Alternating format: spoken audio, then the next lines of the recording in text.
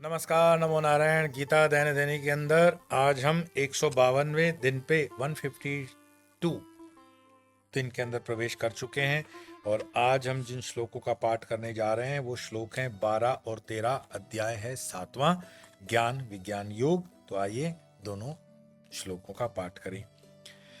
ये चैव सात्विका भावा राजसास्तामसाश्च ये मत एवेति तान् विद्धि न त्वं तेषु ते मयि त्रिभिर्गुणैर्भावैः एभिः सर्वमिदं जगत् मोहितं नाभिजानाति मामेभ्यः परमव्ययम्। अर्थात और जो भी सत्वगुण से उत्पन्न होने वाले भाव हैं और जो रजोगुण से तथा तमोगुण से होने वाले भाव हैं, उन सबको तो मुझसे ही उत्पन्न हुए हैं ऐसा जान। परंतु वास्तव में मैं उनमें अर्थात उनके वश में नहीं हूं, वे मुझ में अर्थात मेरे अधीन है। मैं उनके अधीन नहीं, वो मेरे अधीन है। इन तीन गुणों से उत्पन्न तीन प्रकार के भावों से ये सारा जगत प्राणी समूह मोहित है। अतः इन तीन गुणों से परे मुझे अविनाशी को नहीं जानता है। सीधी सी बात है कि गुणातीत होने के बाद ही तो ये यात्रा प्रारंभ हो सकती है। जैसे सारे लोक लोकांतर आकाश में है किंतु आकाश उनसे भिन्न है। जिस प्रकार अपनी कोई सत्ता न होने के कारण स्वप्न दृष्टा में ही है किंतु स्वप्न दृष्टा स्वप्न में नहीं है।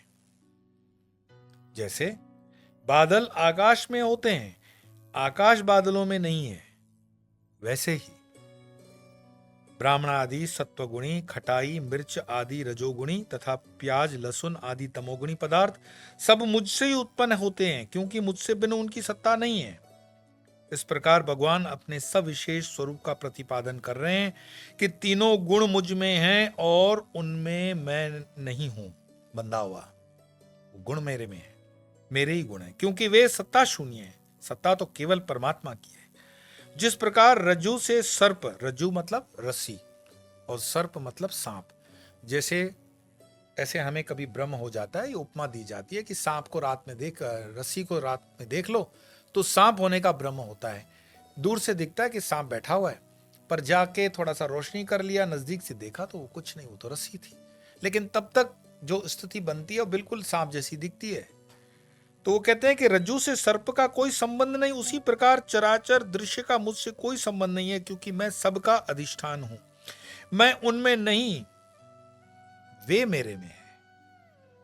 ये अनुभव बार बार निषेधाकार वृत्ति का अभ्यास करने से होता है। निषेध करने में आर्य समाजियों की हमसे भिन्नता है। वे सबका निषेध करके उनकी अलग सत्ता स्वीकार करते हैं और हम निषेध करके केवल अधिष्ठान की सत्ता से उनकी सत्ता मानते हैं। यहाँ हमारे पूज्य स्वामी जी कहते हैं कि क्या फर्क है। प्रत्येक गीता के जब आप कमेंट्री को पढ़ते हो, हर एक के दर्शन को पढ़ते हो, हर संत की गीता श्रीमुख से सुनते हो, तो मूल श्लोक में कोई अंतर नहीं होगा, श्लोक का ट्रांसलेशन सेम होगा। मैं हमेशा कहता हूं कमेंट्री में फर्क आ जाता है। ये ऐसा ही फर्क है जैसे मानो मैंने श्लोक मूल है और उसका कमेंट्री अलग कर दिया कि बागो मत पकड़ो। अब बागो मत पकड़ो का मैंने कमेंट्री ये कर दिया कि बागो फिर कॉमा मत पकड़ो, तो मैं ही कह रहा हूं कि बागो मत पकड़ो। लेकिन श्लोक है सपोज बागो मत कॉमा पकड़ो।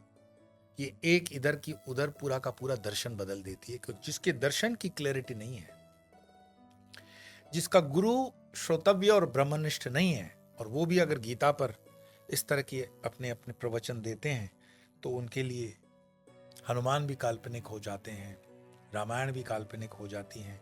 वो चाहे मोहनदास करमचंद गांधी ही क्यों ना हो। गांधी कहते हैं कि गीता सत्य है लेकिन महाभारत कल्पना है। अरे महाभारत तो जननी है गीता की। तो अगर गीता सत्य है और वो गीता महाभारत से निकली है तो महाभारत भी सत्य मानना पड़ेगा। लेकिन अब गांधी से कौन लड़े। गांधी गांधी है और हमारा विषय गांधी का नहीं है। मेन है कि कमेंट्री हर एक की अपनी है, उसमें आप उलझना मत। अपने भाव अनुसार पहले मूल श्लोकों को भी समझना जरूरी है। वास्तव में देखा जाए तो ये कमेंट्रियों का मतलब जो है फर्क समझ में आ जाता है और अलग अलग मिलता भी है। तो फिर प्रश्न उठता है कि आपके सिद्धांत अनुसार तो उत्पत्ति है ही नहीं, फिर सबको उत्पन्न कैसे मानते हैं? देखो, सबको उत्पत्ति माया के द्वारा सविशेष ब्रह्म से होती है। जहां भी उत्पत्ति का प्रसंग हो वहां माया के सहित सविशेष ब्रह्म ही समझना चाहिए। उत्पत्ति बिना माया के कैसे संभव हो सकती है? नहीं हो सकती। प्रश्न है कि रसो हम सुकौन्तेय से लेकर बलम बलवता चाहम इन तक जो श्लोक हैं धर्मावृत कामादि को भी भगवान ने अपना रूप कहा है और भगवान के रूपों की उपासना करने का विधान है। तो क्या जिनमें ये गुण हो उनकी उपासना की जाए? भगवान ने जो गुण धर्म दिए उनके अगर गुण दूसरे किसी में अवेलेबल हैं, दिखते हैं, तो उनका पूजा जाए? नहीं। क्यों? जिनमें ये गुण हैं वे स्वयं ही भगवान के उपासक हैं। कहीं कोई संत आपको नहीं कहता है कि मैं परमात्मा। ये भक्ति मूर्ख बन करके कहता है कि ये परमात्मा है। परमात्मा एक है, सर्वोपरि है। एको ओंकार, ओंकार जो है वो एक है। व्यासपीठ पर बैठकर के अपने भाव को ऊंचा करना ये बहुत अच्छी बात है। गुरु के प्रति भावना ऊंची करना ये बहुत अच्छी बात है।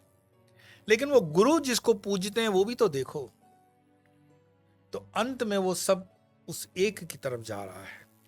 इन गुणों को धारण करना भी भगवान की उपासना ही है। श्रुतियां तो जातवाद और अजातवाद दोनों की प्रतिपादन करती है, किंतु जहां जातवाद या उत्पत्ति का वर्णन हो वहां उपासना समझनी चाहिए और जहां अजातवाद हो वहां ज्ञान का प्रकरण जानना चाहिए। इसी की पुष्टि इस श्लोक में होती है। कौन सा श्लोक?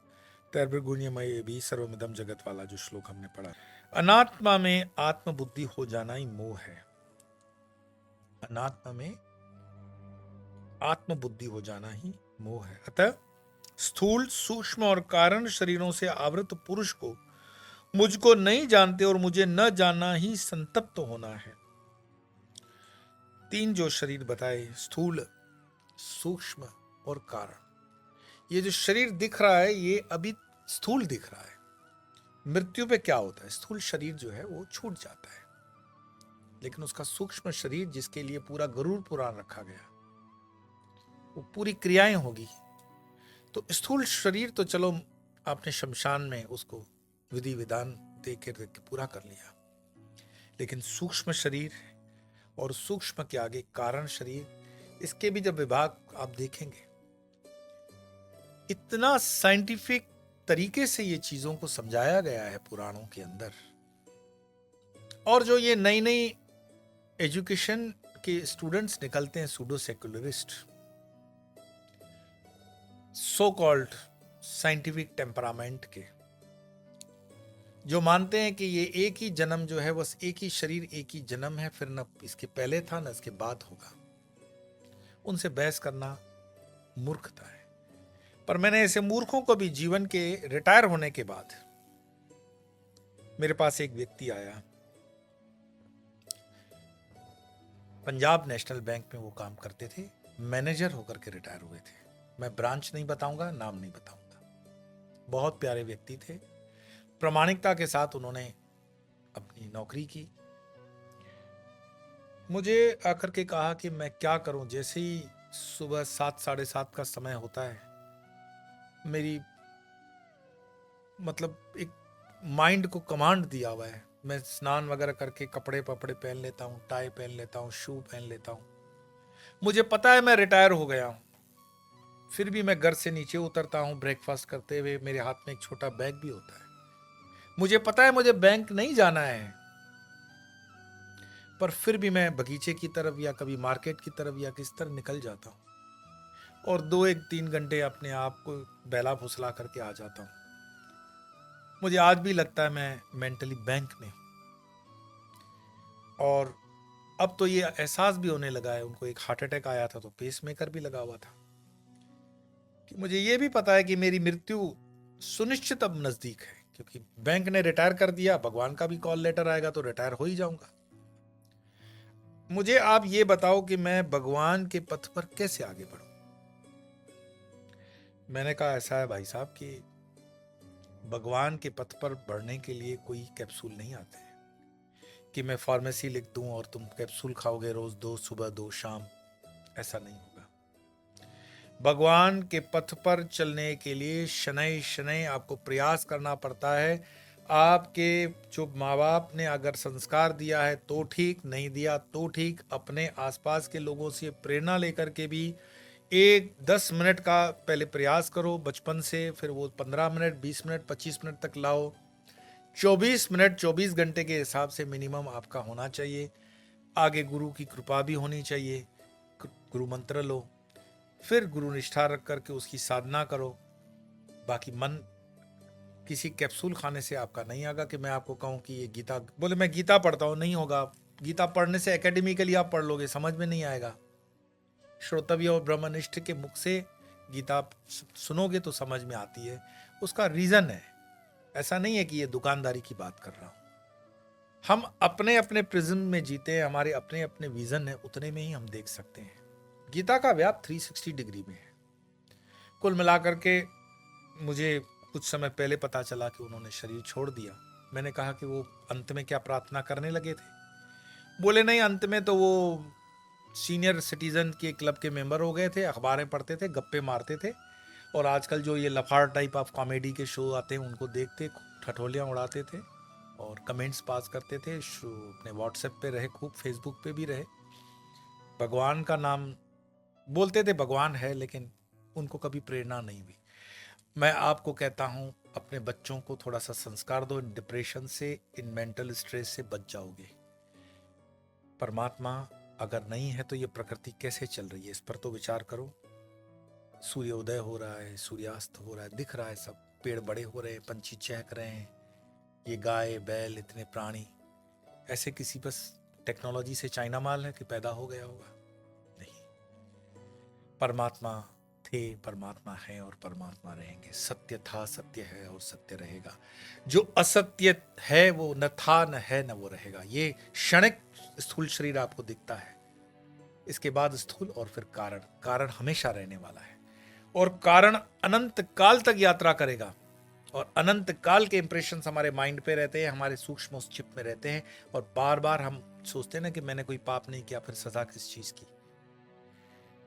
शास्त्र आपको उसमें गाइड करता है। यात्रा प्रारंभ करोगे, धीरे धीरे सीख जाओगे।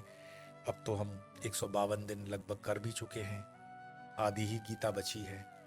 मुझे उम्मीद है आप अपने कमेंट्स में अपनी प्रोग्रेस लिखेंगे तो मैं पढ़ूंगा। और आइए, वाणी को विराम देने से पहले 2 श्लोक पढ़ लेते हैं और फिर अगले दिन तो मुलाकात होगी।